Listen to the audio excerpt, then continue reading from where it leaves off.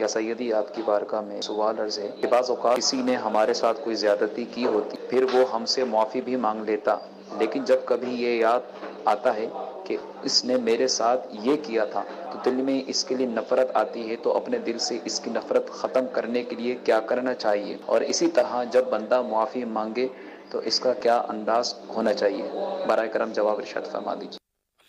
معافی تو مانگنے میں تو ایسا سمجھ میں آتا ہے کہ جیسا جرم، اب مارا تھا، توڑ پھوڑ ڈالا تھا، خونم خون کر دیا تھا، اور اب احساس ہوا تو کان میں بول دیا سوری، بھول چوک معاف کرنا، تو یہ نہیں چلے گا، بلکہ وہ پوری گڑ گڑا کر کے یار میں نے واقعی اب مجھے بڑا احساس ہوا ہے کہ آپ پر میں نے بڑی زیادتی کی ہے، بہت ظلم کیا ہے، مہربانی کریں مجھے معاف کر دیں، اللہ آپ کو دونوں جہاں کی بھلائیاں دے، اور دعائیں دے کر کے بس مجھے آپ کرم کر دیں، معاف کر دیں بھائی، دل سے معاف کر دیں، اس طرح مطلب اس کو لجاجت کے ساتھ کہیں گے نا تو ہو سکتا ہے کہ دل سے اس کے کچھ نہ کچھ بات نکلے، خالی سوری کر لینا، یعنی کرتے ہیں ایسا، کرتے ہیں لوگ کہ خالی مطلب یعنی کہ ظلم کریں گے، پھر بولیں گے بولا چالا معاف کرنا، کہا سنا معاف کرنا، اور یہ اپنے دل کو منا لیتے ہیں، بلکہ کہتے بھی ہیں کہ ہم نے معافی مانگ دی ہے، یہ معافی مانگنا تو نہیں ہوا۔ جیسے شب برات میں ہمارے یہاں رواج ہے، تو یوں ایک پیغام دے دیا جاتا ہے، معاف کر دینا، کوئی بھول ہو گئی ہو میری، کسی کو تکلیف پہنچ گئی ہو، یہ اچھا ہے، یہ انداز اچھا ہے، لیکن دل کو منا لینے کے لیے یہ کافی نہیں ہے کہ اب میرے کو سب معاف ہو گیا۔ جس جس کی حق تلفی کی ہے آپ کو یاد ہے تو بالمشافہ براہ راست اس سے معافی مانگنی ہوگی۔ ہاں اگر آپ کی پہنچ نہیں ہے، اس تک اپروچ نہیں ہے، تو کسی کو نمائندہ بنا کر کہ قابل اعتماد کو فرض ہے اس کو کہ یار وہ اس نے آپ سے معافی مانگی ہے، اور نادم شرمندہ جو بھی ہے وہ بتا کر معافی کروا لے، تو اس طرح وہ معاف کرے اور معاف ہو، یہ صورت ہے۔ اب میں بھی اعلان کر دیتا ہوں مجھے معاف کر دینا، لیکن سر اطمینان نہیں ہوتا نا کہ اول تو اس تک میری آواز پہنچی کہ نہیں پہنچی اس کا بھی پتہ نہیں چلتا کہ وہ موجود ہے یا نہیں موجود، تو پھر مگر کہہ دینا اچھا کہ شاید موجود ہو، معاف کر دے تو یہ چانس تو رہے گا، سائیڈ ایفیکٹ نہیں ہے، لیکن یہ کہ جب پتہ چلے تو پھر سے براہ راست معافی تو مانگنی پڑے گی، اور معاف اس انداز میں جیسے کہ مانگے کہ جیسی غلطی تھی ویسی انداز میں معافی مانگے، اور اس کو بھی چاہیے کہ معاف کر دے، کہ حدیث پاک میں کہ تمہارا بھائی تمہارے پاس معافی لائے تو اس کو معاف کر دو، ورنہ حوض کوثر پر آنا نہ ملے گا، تو یوں معاف کر دینا چاہیے۔ اور اب جیسے حقوق، اب کوئی لاکھوں روپے ہڑپ کر کے بیٹھ گیا ہے اور آپ کو بول رہا ہے معاف کر دو، تو اب یہ معاف کرنا ضروری نہیں ہے، آپ پیسے اپنے وصول کر سکتے ہیں اس سے، خیر۔ تو یہ کہ ایک صورت تو یہ، اور دوسرا یہ کہ آپ شاید یہی سوال تھا نا کہ کس طرح معافی مانگے، دل میں سے نکلتا نہیں ہے، بعض اوقات نکلتا اس لیے بھی نہیں ہے کہ وہ صحیح انداز میں معافی نہیں مانگی ہوتی، یہ بھی ایک سبب ہوتا ہوگا،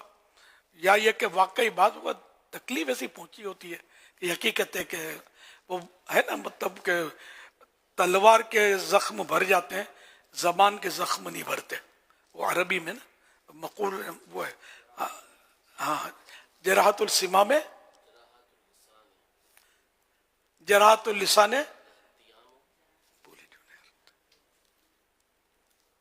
وہ یہ ہے جراحات السنان لہت تیام ولا یلتام جراحات اللسان، اس طرح کر کے پورا شعر ہے، ما جرح اللسان، ما جریح اللسان، کہ جو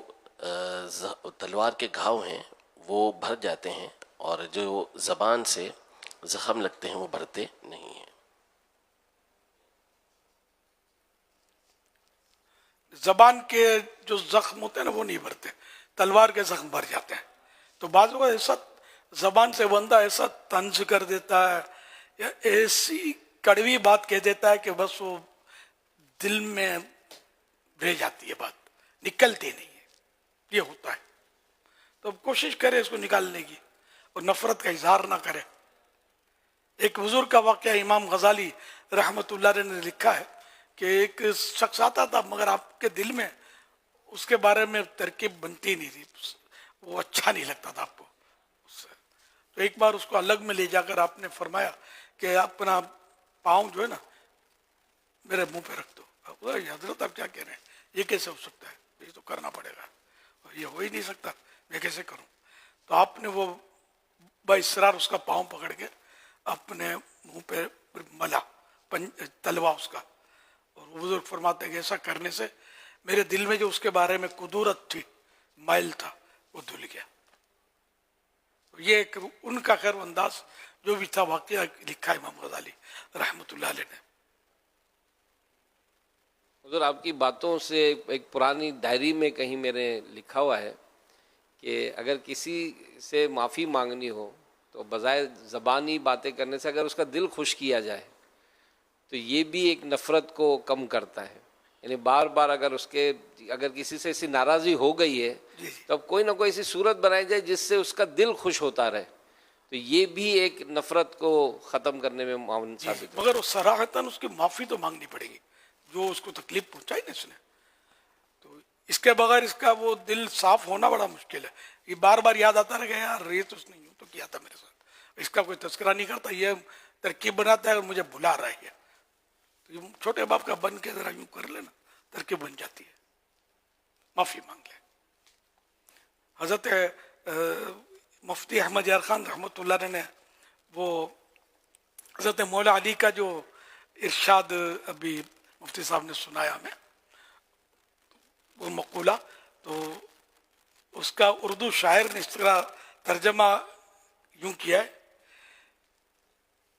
چھری کا تیر کا تلوار کا تو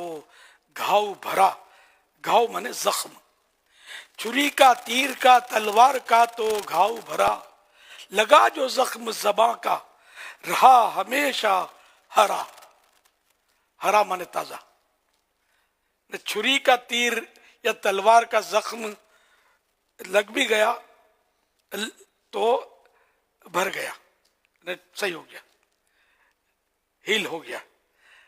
مگر جو زبان کا زخم لگا تو وہ ہمیشہ ہرا رہتا ہے، تازہ رہتا ہے. اس کی زبان کو بڑا احتیاط سے کرنا. اس پہ حدیث شریف بھی یاد آ رہی ہے جس میں اس طرح کا مضمون ہے کہ بندہ کبھی اللہ کی رضا کی ایسی بات کہہ دیتا ہے کہ اس کو پتہ بھی نہیں ہوتا، اور اللہ پاک ہمیشہ کے لیے اس سے راضی ہو جاتا ہے. اور بعض اوقات اس ایسی بات مطلب اللہ پاک کی ناپسندیدہ ایسی بات وہ کر دیتا ہے کہ اس کو پتہ بھی نہیں ہوتا، لیکن اس کی وجہ سے ہمیشہ کے لیے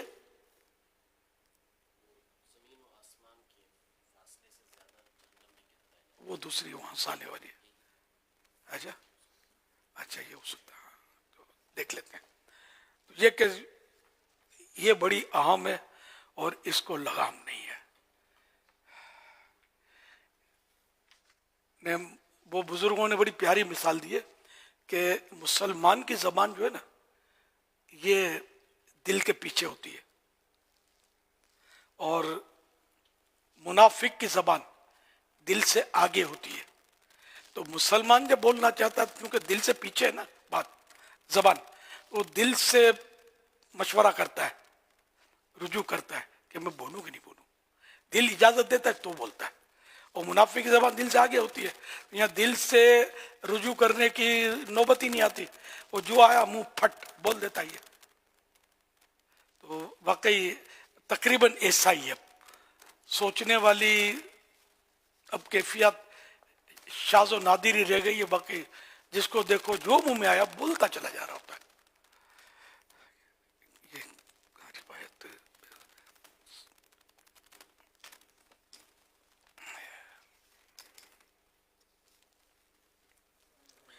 صحیح بخاری میں ابو ہریرہ رضی اللہ عنہ سے مروی کہ رسول اللہ صلی اللہ علیہ وسلم نے فرمایا کہ بندہ اللہ تعالیٰ کی خوشنودی کی بات بولتا ہے اور اس کی طرف توجہ بھی نہیں کرتا، یعنی یہ خیال بھی نہیں کرتا کہ اللہ تعالیٰ اتنا خوش ہوگا.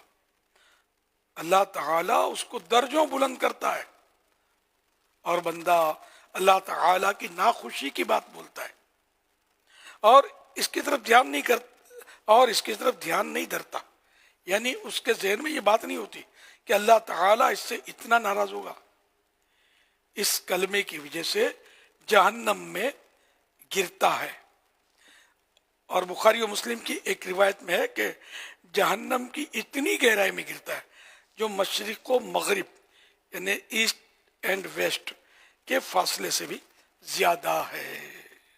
الامان والحفیظ، تو زبان کو سنبھالنا کتنا ضروری ہے۔ خاموش شہزادہ رسالہ نہ پڑھا ہو تو ایک بار پڑھ لیجئے، ایک بار پڑھ بھی لیا دوبارہ پڑھ لیجئے، سہبارہ پڑھ لے آدمی،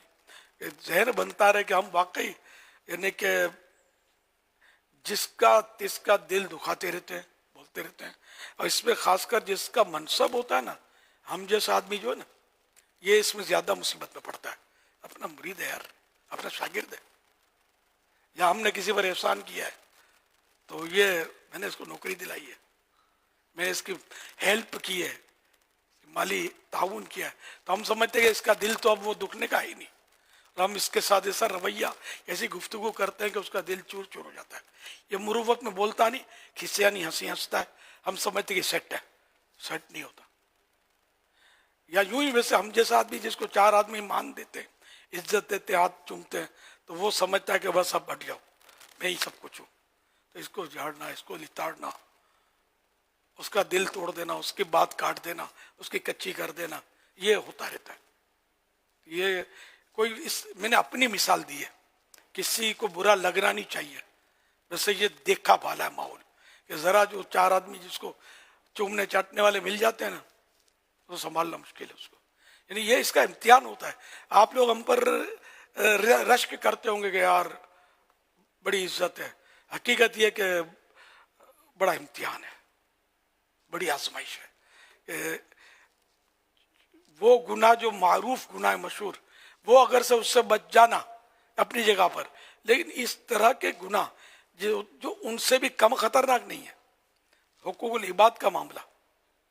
اس میں پڑ جاتے ہیں، بندوں کی حق تلفیوں میں، کسی کو جھاڑ دیا ناحق تو بندے کی حق تلفی کی نا، کہ اس کا دل دکھا دیا، تو یہ ہمارے لیے تو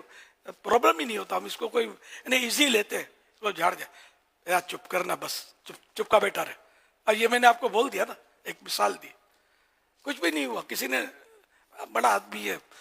ٹھیک ہے پیر صاحب ہے بول دیا، لیکن پیر صاحب کو رائٹ نہیں ہے، ہاں آخرت میں اس کی بھی پکڑ ہے،